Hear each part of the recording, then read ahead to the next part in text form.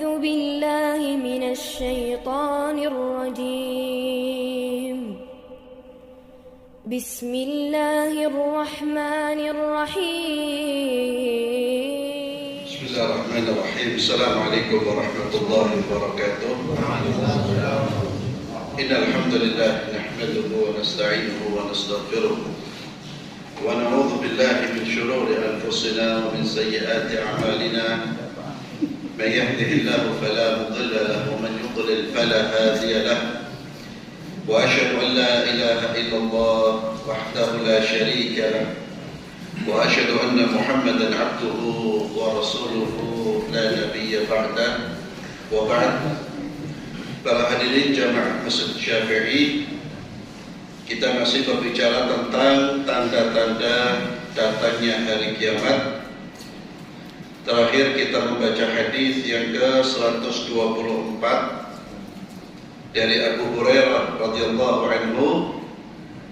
Beliau berkata, bersabda Rasulullah sallallahu alaihi wasallam, "La taqumu as-sa'atu hatta yakthura fikumul mal, فيفيض حتى يهم رب المال من يقبل صدقته وحتى يعرضه فيقول الذي يعرضه عليه لا عرض لي." Ini hadis yang terakhir yang kita baca, yang artinya tidak akan terjadi hari kiamat sampai datangnya masa di mana harta begitu berlimpah. Harta begitu banyak, berlimpah ruah, sehingga orang-orang yang punya harta ini kebingungan, pusing, karena mereka tidak mendapatkan orang yang mau menerima sedekahnya. Sampai sedekah ini ditawar-tawarkan, hatta ya'ridhu. Bukan orang datang, tapi yang punya harta sampai menawarkan, ditawarkan, ditolak.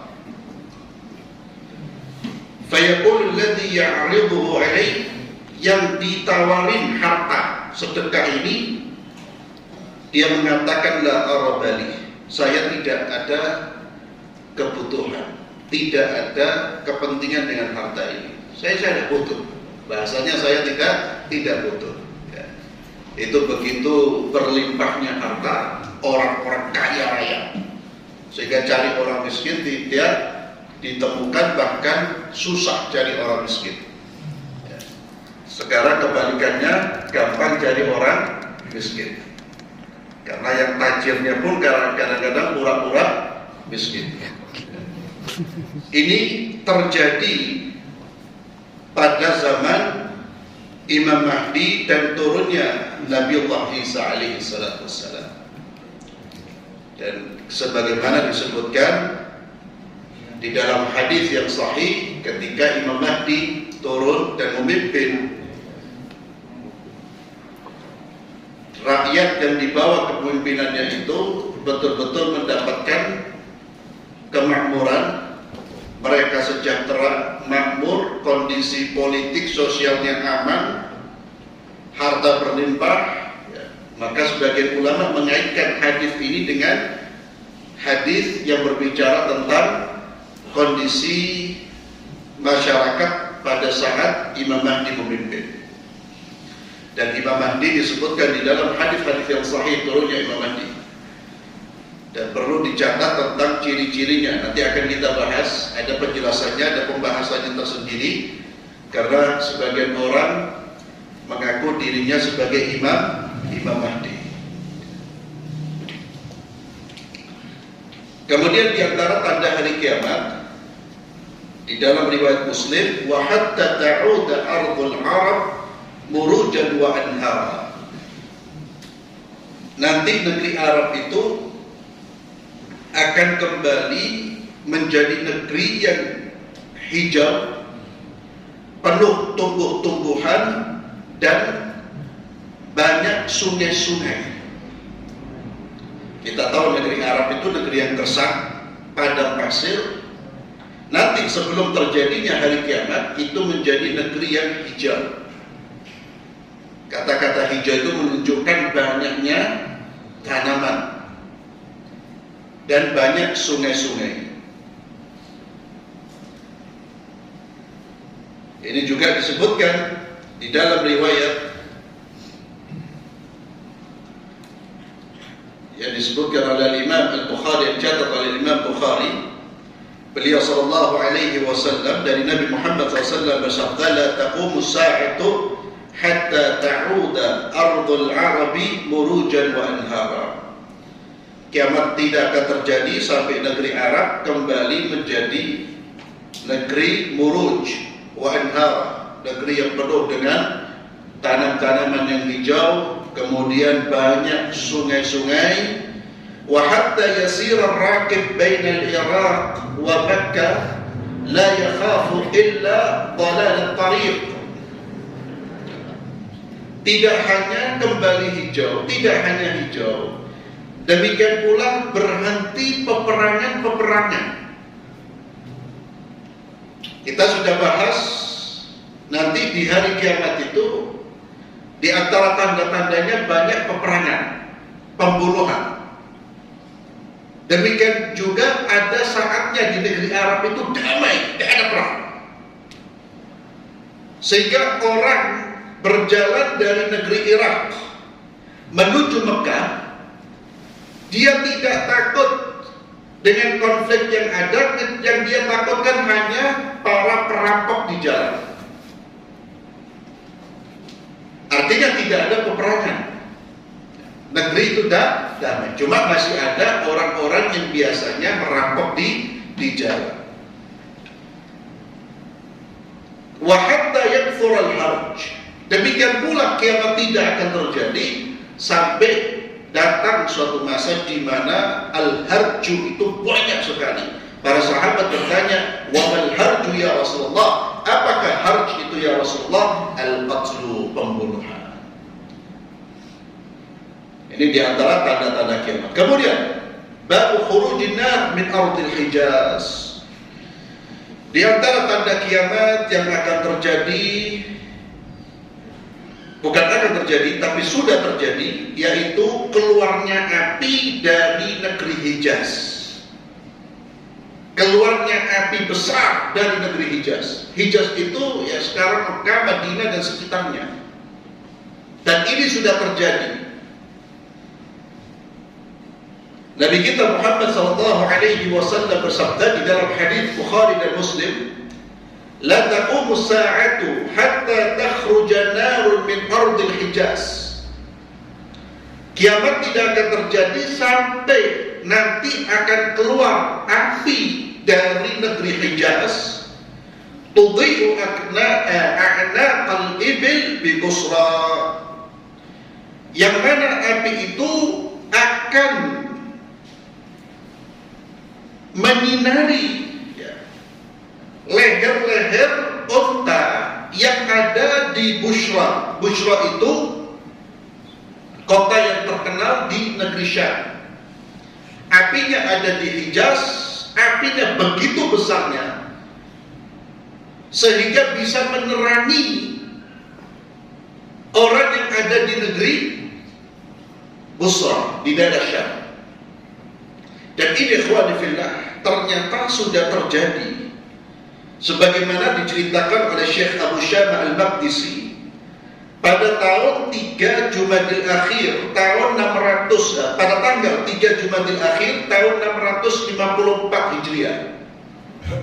654 Hijriah. Sekarang sudah 1400. Ini terjadi pada tahun 600 Hijriah, 654 Hijriah. Beliau bercerita terjadi gempa hebat di Madinah, dan gempa itu berlangsung sampai 3 hari. Dan dalam sehari gempa yang terjadi bisa sampai 10 kali. Jadi kota Madinah tanggal 3 terjadi, tanggal 3, 4 sampai tanggal 5 gempa berhenti. Kemudian muncul suara letusan keras seperti suara guntur, Saat itulah muncul api yang sangat besar.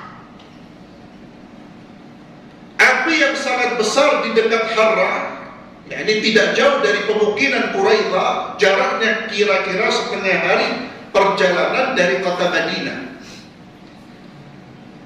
Dan tingginya kobaran api itu 3 kali lipat lebih tinggi daripada tingginya menara. Dan seakan-akan api itu menjilat-jilat angkasa. Besar tinggi sekali. Api itu menyebar, membakar lembah-lembah dan perbukitan.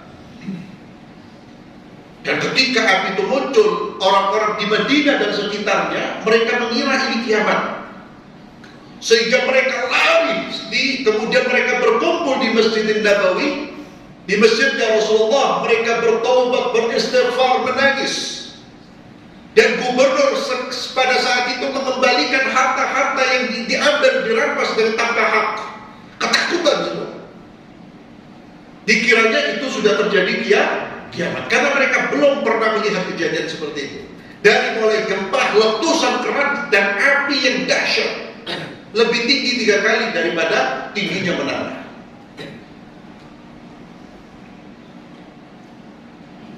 Kemudian ada salah seorang Arab Badui yang bercerita. Ini bagaimana sadaqar Rasul sallallahu alaihi wasallam.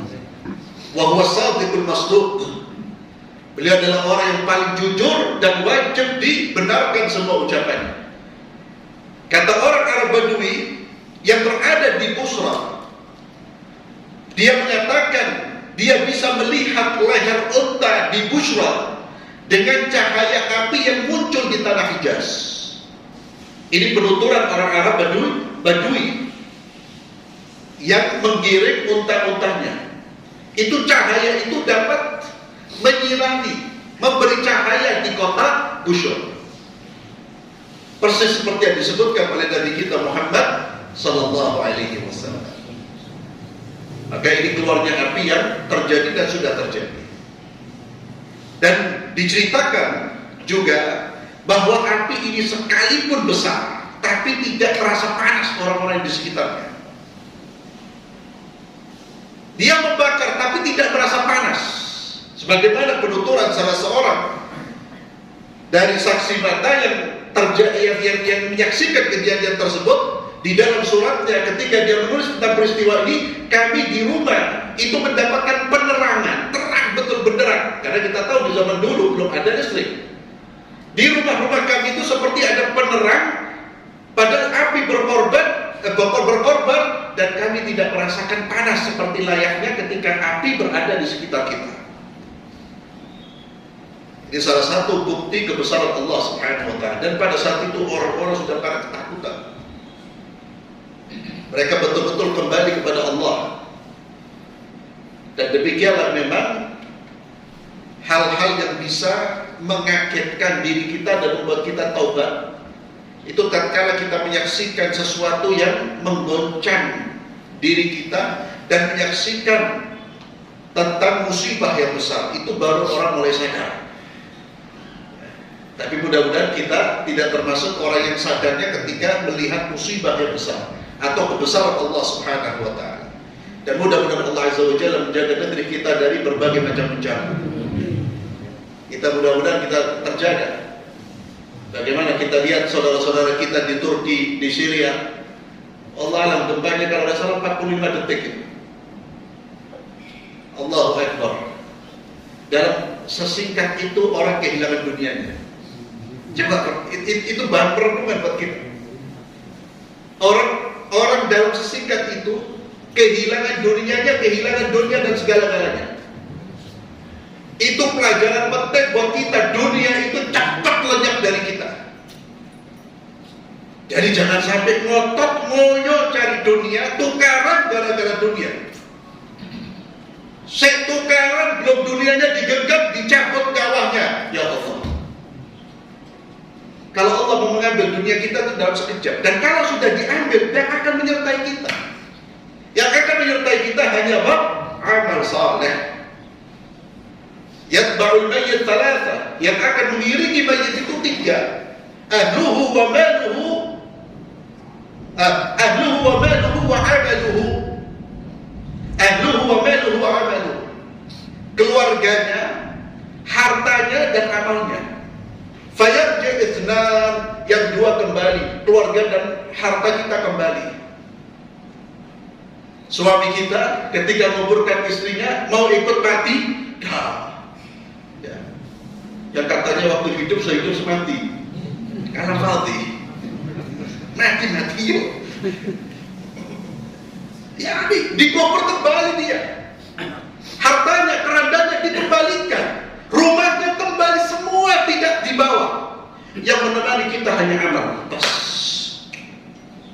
Ya Allah, betapa jahilnya kita, sibuk dengan dunia yang dalam sekejap kita lepas. Namun kita tidak menyibukkan diri dengan amal saleh, yang itu justru menemani kita sampai kita berjumpa dengan Allah. Wa amaluhu wa yabqa amaluhu, yang tinggal hanya amalnya. Ya Allah, maka ada peluang berbuat amal saleh, ambil peluang tersebut. Itu tentang keluarnya api dari negeri Hijaz, dan sudah terjadi. Namun nanti akan terjadi pula keluarnya api dari negeri Hadramut. Hadramut gimana? Di Yaman. Sebagaimana di dalam hadis yang sahih yang diriwayatkan oleh Imam At-Tirmidzi dari Abdullah bin Umar, beliau berkata, bersabda Rasulullah sallallahu alaihi wasallam, "Satakhruju narun min Hadramaut atau min nahwi bahri Hadramaut." Akan keluar api dari Hadramaut atau dari arah laut di Hadramaut. Qabla yaumil qiyamah, sebelum datangnya hari kiamat. Tahsyurun nas, api ini akan menggiring dan mengumpulkan manusia di satu tempat. Jadi api keluar, mereka untuk menghindari api itu, mereka terus keluar menuju satu titik, berkumpul di situ. Qala ya Rasulullah, fama ta'muruna? Ya Rasulullah, kalau itu terjadi, apa yang kau perintahkan kepada kami? Kata Nabi, alaikum bisyam, pergilah kalian ke negeri Syam. Dan negeri Syam ini negeri yang punya banyak keutamaan. Nabi sering menyebut tentang Syam dan memuji-muji negeri Syam. Syam itu sekarang Palestina, Yordan, Syria itu negeri Syam. Dan disitulah pejuang-pejuang Islam. Dan kita lihat yang hari ini melawan Zionis, ya, mereka-mereka yang berada di negeri Syam, rakyat Palestina, rakyat Gaza terutama. Maka hati-hati ya ikhwan, jangan melecehkan mereka pejuang-pejuang Gaza. Ada sebagian kaum muslimin tidak tahu akalnya, mohon maaf, akal dan agamanya di mana. Umat Islam melawan Yahudi, justru mereka melecehkan orang-orang yang berjuang di Gaza, yang katanya akidahnya tidak benar. Akidahnya tidak benar, ente yang dodot nyokol di rumah. Mereka yang berjuang menghadap Zionis, ente lecehkan. Pejuang-pejuang itu ada kesalahan, na'am. Siapa yang manusia tidak punya kesalahan? Itu buat kita kaget, Pak. Buat kita kaget. Ada orang Islam kemudian justru berbicara bukan menghantam Zionis, tapi menghantam siapa? Orang-orang berjuang melawan Zionis. Saya bilang, ngaji di mana? Quran apa yang dipakai sehingga Anda membuat Anda benci dengan pejuang-pejuang yang melawan Zionis? Hadis mana yang Anda baca? Ada orang Islam seperti itu, Pak. Na'udzubillah. Itu negeri Syam, negeri pejuang itu. Namun juga harus berhati-hati, karena ada tawaran-tawaran ke sana bergabung dengan kelompok-kelompok yang tidak jelas. Itu juga hati-hati. Salah satu cara menarik orang ya dengan hadis-hadis tentang keutamaan Syam. Makanya ulama-ulama kita memberikan nasihat ketika ada panggilan-panggilan di luar negeri, terutama perang di Syria dan sebagainya, itu jangan kemudian kita cepat-cepat merespon. hati-hati karena kepentingan juga banyak. Maka setiap orang tidak boleh tergesa-gesa dan jangan nekat. Jangan nekat. Kalau belum jelas, jangan nekat. Ini juga perlu menjadi perhatian kita. Ya, akhirnya berangkat, gak tahu bergabung ke siapa. Ya, ternyata bergabung kepada kelompok yang justru bunuh saudaranya sendiri. Perang dengan saudaranya sendiri. Na'udzubillah. Apalagi itu memang dan apa yang terjadi, fitnah-fitnah yang terjadi yang belum jelas, kita jangan sampai terlibat. Jangan sampai terlibat, kecuali perjuangan yang memang jelas, ya. Seperti perjuangan melawan Zionis, jelas, wadih. Itu antara Muslim dengan Zionis, Yahudi Israel. Maka kata Nabi ketika Abi itu keluar, fa'alaikum bisyam. Maka hendaknya kalian pergi ke negeri Syam. Ini api besar, ya. Api besar yang menggiring manusia. Ya. Jadi kalau lihat umpamanya kebakaran di Hadramaut, kebakaran rumah, insya Allah bukan termasuk di dalam hadis ini. Karena Nabi mengatakan api besar yang menggiring manusia, menggiring orang itu, akhirnya mereka keluar dan berkumpul di satu titik.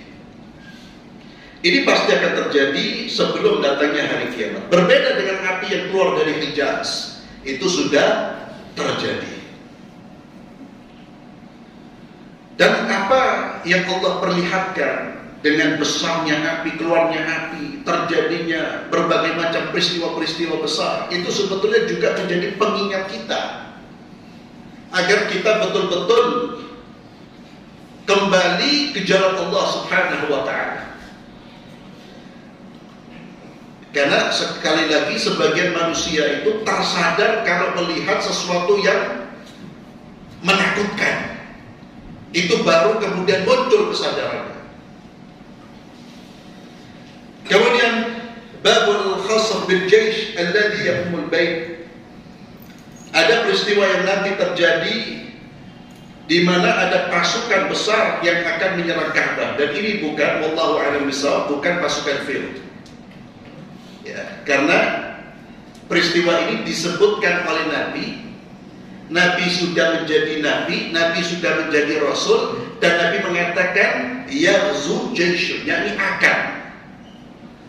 Adapun kejadian penyerangan tentara gajah ke negeri Makkah itu sebelum kelahiran Nabi Muhammad sallallahu alaihi wasallam. Artinya peristiwanya sudah terjadi. Nabi menuturkan di dalam hadis ini akan terjadi. Al-khasaf bil jaysh, al-khasaf itu tentara atau pasukan ini akan ditenggelamkan di perut bumi. Berbeda dengan kasusnya tentara fil, bukan ditenggelamkan tapi dihancurkan melalui burung-burung ababil. Dari Aisyah radhiyallahu anha, beliau berkata, bersabda Rasulullah sallallahu alaihi wasallam, yaghzu jayshun al-Ka'bah, akan memerangi tentara, akan datang tentara yang memerangi Ka'bah. Fa idza kanu bi bayda min al-ard yukhsafu bi awwalihim wa akhirihim. Ketika mereka berada di satu tanah besar, Baida itu tempat luas, di satu tempat yang luas, tanah yang besar atau wilayah yang besar, luas sekali, disitulah Allah menenggelamkan mereka. Ka'bah ini miliknya Allah, Baitullah, jangan macam-macam. Yusafu bi awalihim wa akhirihim, bahkan ditenggelamkan dari mulai ujung belakang sampai ujung depan. Padahal yang datang adalah pasukan terbesar. Allah tenggelamkan, Allah binasakan mereka.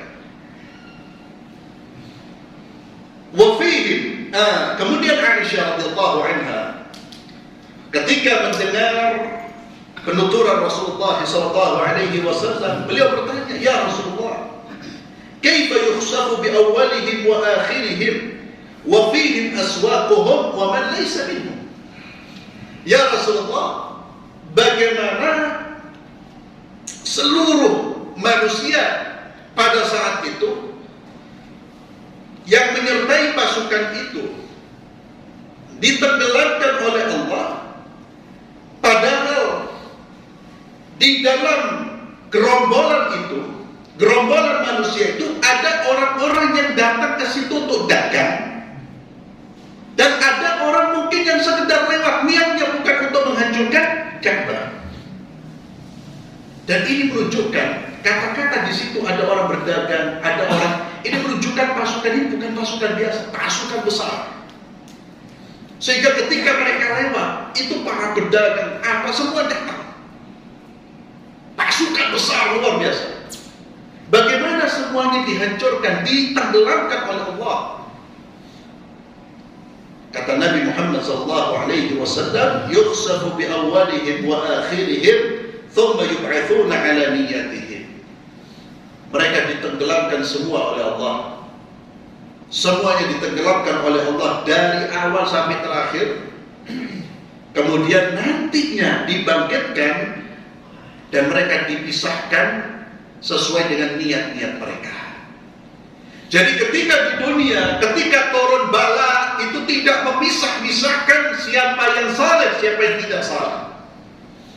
Siapa yang terlibat melakukan kerusakan atau orang yang tidak terlibat melakukan kerusakan.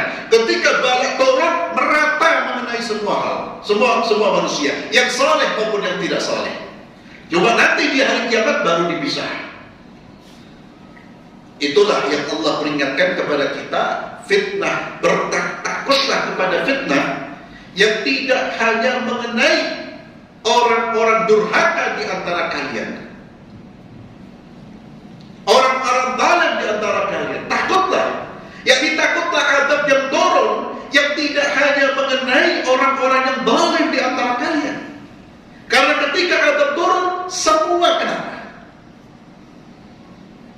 Dan ini juga menjadi dorongan bagi kita untuk mencegah orang-orang yang berbuat zalim agar tidak melakukan kezaliman. Mencegah orang-orang yang berbuat maksiat agar tidak melakukan kemaksiatannya. Karena kezaliman, kemaksiatan mengundang azab dari Allah, dan ketika azab turun semua kena. Kita ingat hadis Nabi SAW, ya, sudah kita pelajari tentang amar ma'ruf nahi munkar. Permisalan orang yang menjalankan amar ma'ruf nahi munkar dan orang yang berbuat durhaka kepada Allah, seperti permisalan dua kelompok manusia, dua kelompok yang menyewa kapal besar. Yang satu berada di atas, di lantai atas, yang satu berada di lantai dasar. Yang berada di lantai atas, kalau dia ingin mengambil air, dia harus turun terlebih dahulu. Yang di atas kalau ingin mengambil yang di bawah kalau ingin mengambil air, dia harus naik terlebih dahulu. Lalu yang di bawah mengatakan apa? Daripada kita naik, ya apa, bagaimana caranya kita dapat air dengan kita lubangi kapal ini? Tidak perlu naik lagi. Kata Nabi SAW, kalau seandainya yang di atas membiarkan yang di bawah melubangi kapal, membiarkan yang di bawah melubangi kapal, yang menjadi korban tenggelam dari kapal yang tenggelam siapa? Semuanya. Yang menjadi korban bukan hanya yang melubangi, yang tidak melubangi juga ikut menjadi korban. Tapi kalau yang di atas dia cegah yang di bawah untuk tidak melubangi kapalnya, maka semuanya selamat. Itu permisalan orang yang menjalankan amar ma'ruf nahi munkar dengan orang yang diam. maka kemungkaran itu dicegah, jangan didukung. Orang-orang ahli mungkar jangan dimuliakan. Itu pendatang bala, diingatkan.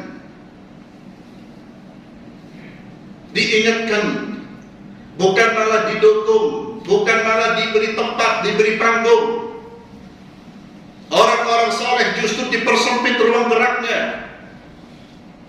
Hati-hati. Itu mengundang azab, dan kalau sudah azab turun, semuanya terkena. Selesai. Maka seperti kasus ini, ketika Allah membinasakan, Allah menurunkan azab, semuanya yang tidak ikut-ikut, yang kelihatan karena banyak gerombolan pedagang sangon, dia ingin menjajakan dengan dia tidak tahu kalau ini pasukan ingin menghancurkan kami, dia tidak tahu apa-apa, dia datang ke situ. Tapi ketika azab turun, selesai. Maka nanti mereka baru ketika dibangkitkan baru dibedakan, dipisah berdasarkan niat. Yang tidak menyerang Ka'bah, niat yang tidak punya niat menyerang Ka'bah tentunya tidak digolongkan dengan mereka-mereka yang niat untuk menyerang Ka'bah. Kemudian dari Ummu Salamah radhiyallahu anha, beliau berkata, bersabda Rasulullah sallallahu alaihi wasallam, "Ya'udhu 'a'idun bil bait." Akan terjadi seseorang berlindung di balik rumah Allah, berlindung di balik Ka'bah. Fayub'ats ilaihi ba'thun. Diutuslah pasukan untuk mengejar orang, membunuh orang ini.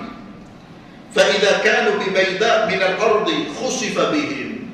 Orang-orang yang ingin menyerang orang ini dan menghancurkan Ka'bah, Allah binasakan mereka semua. Faqultu ya Rasulullah, Ummu Salamah juga ketika mendengar itu juga bertanya seperti pertanyaan Aisyah, fa kaifa biman kana kariha? Bagaimana dengan orang yang ada di tempat tapi dia benci, dia tidak senang, dia tidak ingin menyerang, bahkan dia tidak senang dengan perbuatan orang-orang ini, tapi kebetulan dia ada di tempat itu. Yukhsafu bihi ma'ahu, orang itu tetap ditenggelamkan bersama dengan mereka. Walakinnahu, akan tetapi yub'atsu yaumal qiyamah ala niyyatihi, akan dibangkitkan di hari kiamat sesuai dengan niatnya. Sesuai dengan niatnya. Dan ini juga menjadi pelajaran sebagaimana dijelaskan oleh para ulama kita, pelajaran akan ancaman terhadap orang-orang yang menyertai ahli maksiat. Ancaman kepada orang-orang yang menyertai ahli maksiat. Artinya tempat-tempat maksiat, ahli-ahli maksiat, hindari mereka. Hindarkan diri kita dari mereka. Jangan kumpul bersama mereka. Kalau Allah turun datangkan azab, kita juga kena. Maka jangan menyertai orang-orang zalim, jangan menyertai ahli maksiat. Ada gerombolan orang bermaksiat kepada Allah, jangan ikut gerombolannya. Tinggalkan mereka. Dan jangan memperbanyak jumlah orang-orang zalim, jangan memperbanyak jumlah orang-orang berbuat maksiat kepada Allah. Ini peristiwa juga yang akan terjadi sebelum datangnya hari kiamat. Kemudian Zikru Ibn Sayyad.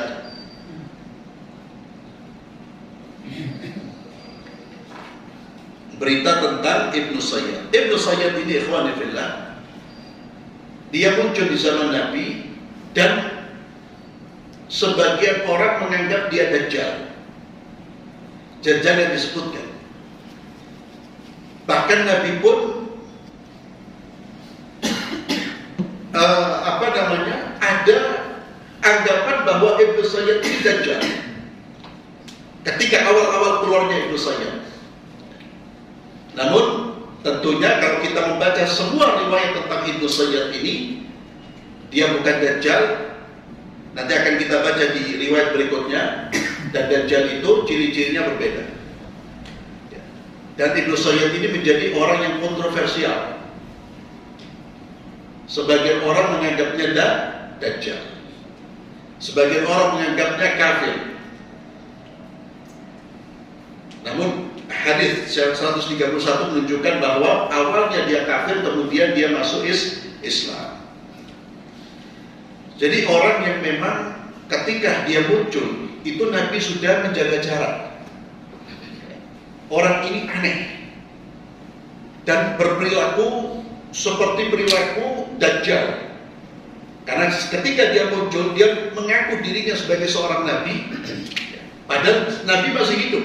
Mengaku dirinya sebagai seorang nabi dan mengaku dirinya punya kehebatan. Makanya itulah yang menyebabkan orang mengira itu dia adalah Dajjal yang keluar.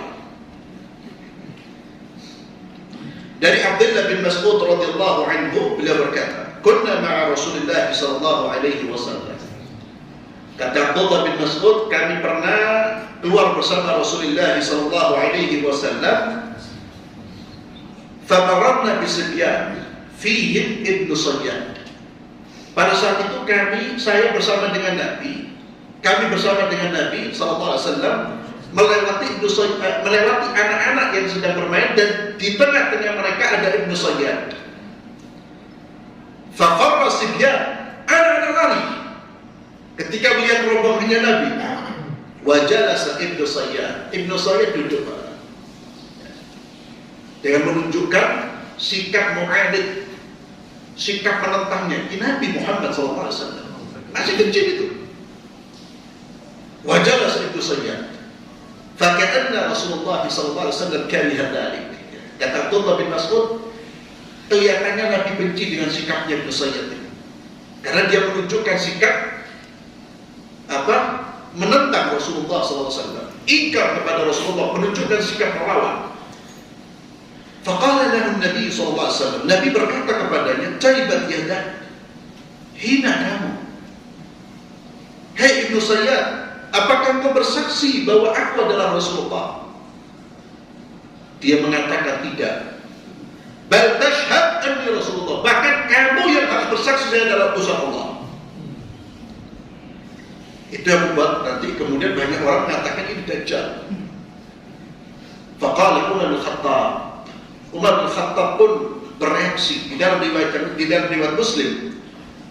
Nah, di dalam riwayat Muslim Umar bin Khattab bereaksi, "Dzarni ya Rasulullah hatta aqtula." Ya Rasulullah, biarkan saya penggal orang. Dan itu modelnya Umar. Umar itu kalau melihat orang macam-macam dengan Nabi, langsung main penggal. Tapi main pegang izin kepada Nabi. Ya Rasulullah, biasanya ucapan itu. Ya Rasulullah, biarkan saya pegang. Dan selalu Nabi mengatakan, jangan ya Allah, jangan ya Allah. Jadi sahabat itu punya watak masing-masing. Abu Bakar beda dengan Umar. Abu Bakar tidak seperti itu, lebih halus. Dan duanya sahabat yang mulia. Dua-duanya adalah orang yang paling mencintai Rasulullah, dan Rasulullah paling mencintai mereka. Kata Nabi, aku keluar dan masuk bersama dengan Abu Bakar dan Umar. Maka ketika Umar bin Khattab meminta izin kepada Rasulullah SAW, "Dzarni ya Rasulullah hatta aqtulahu." Biarkan ya Rasulullah, saya bunuh. Kata Nabi, faqala Rasulullah SAW, "In yakun alladhi tara falan tastati'a qatlah." Ya Umar, maksudnya apa? Kalau kamu menganggap anak orang ini Dajjal, kamu tidak akan bisa membunuhnya. Tapi kalau dia bukan Dajjal, tidak ada manfaatnya membunuhnya. Kenapa Nabi mengatakan kalau dia Dajjal, tidak mungkin kamu bisa membunuhnya? Kenapa? Karena yang membunuh Dajjal Nabi Isa. Dan itu sudah termaktub dalam hadis dan tidak mungkin berubah. Maka Umar pun tidak akan bisa membunuh Dajjal dan tidak mungkin membunuh Dajjal, karena sudah ketetapan Allah yang membunuh Dajjal adalah Nabi Allah Isa alaihi salatu wassalam. Hadisnya sahih. Maka kata Nabi, kalau dia memang Dajjal, engkau tidak akan bisa membunuhnya, dan dibiarkan. Kemudian hadis yang ke-131 sebagai penutup, ini yang menunjukkan bahwa Ibnu Sayyad ini kemudian masuk Islam. Awalnya memang menunjukkan penentangan dan keanehan-keanehan, namun kemudian masuk Islam, sehingga sebagian mengatakan dia Muslim, tapi sebagian masih menganggap dia Dajjal, dan salah satu dari, kalau bukan Dajjal besar, dia adalah Dajjal kecil.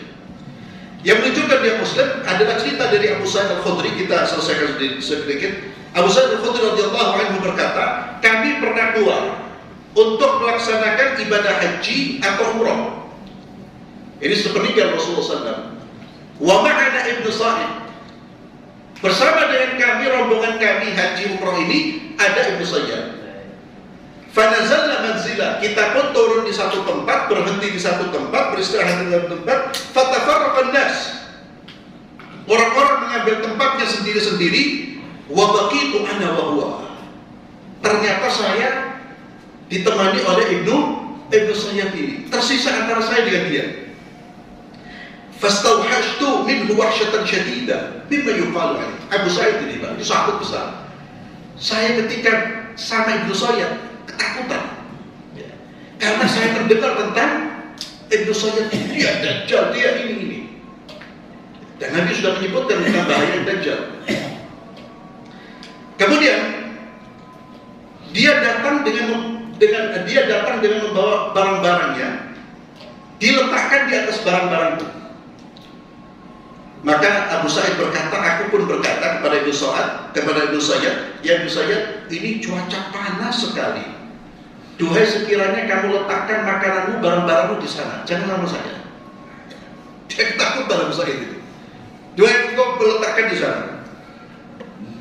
Fala wada'tu tahta tilka syajarah. Duhai sekiranya kau letakkan di bawah pohon. Qala fa'ala. Dia pun meletakkan di bawah pohon.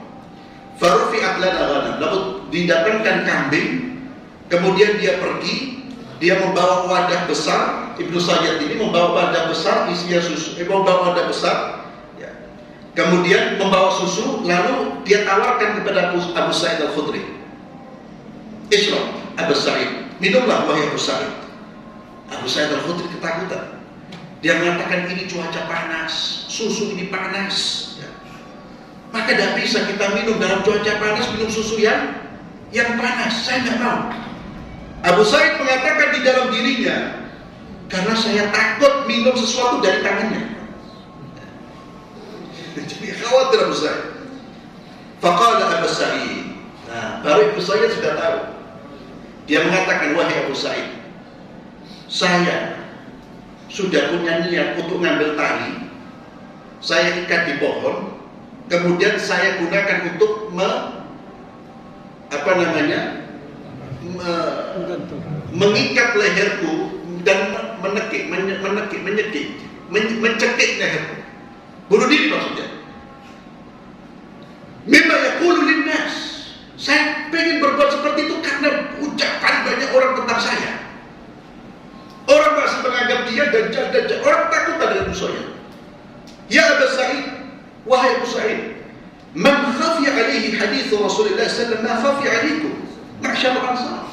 Kalian ini orang-orang Ansar, mengerti hadis. Alasta min a'lamin nas bi hadits Rasulullah. Bukankah engkau ini orang sahabat yang paling tahu tentang hadisnya Nabi? Alisa qad qala Rasulullah huwa kafir. Bukankah Nabi mengatakan Dajjal itu kafir? Wa ana muslim, dan saya sudah masuk Islam. Aku seorang muslim. Awalisa qad qala Rasulullah huwa aqim la yulad. Bukankah Rasulullah mengatakan tentang Dajjal itu aqim, tidak punya anak, mandul dia.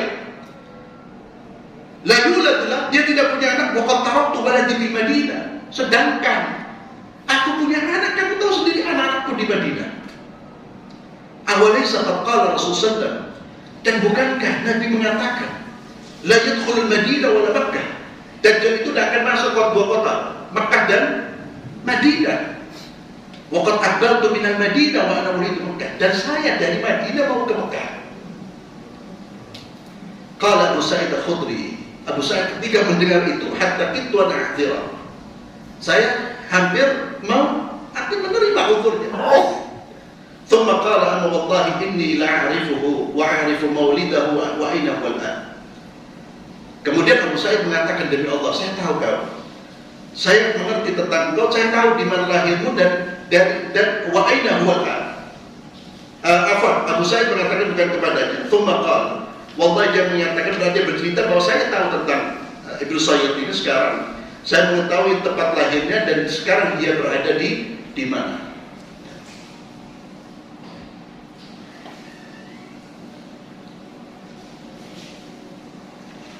Ini tentang Ibnu Sayyad yang di dalam riwayat terakhir ini, ikhwani fillah, ini menunjukkan bahwa Ibnu Sayyad ini dia sudah masuk Islam dan dia bukan Dajjal. Dia bukan Dajjal. Memang kalau antum baca di kitab tentang tanda-tanda dari kiamat Syekh Yusuf Wabir, itu panjang ceritanya.